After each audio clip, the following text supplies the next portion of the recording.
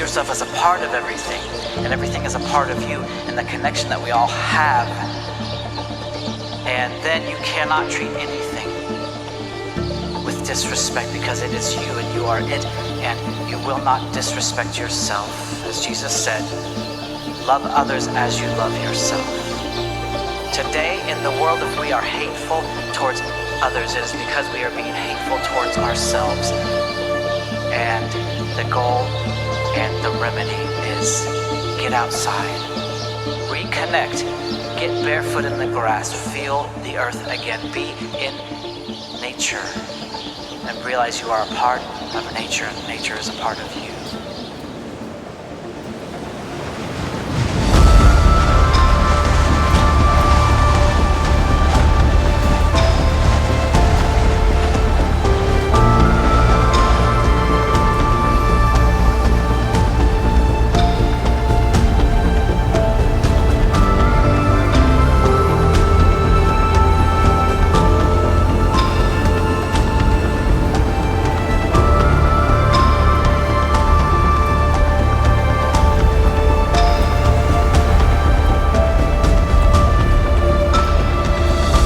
Let's restore our love of the world, our love of each other, and our love of ourselves.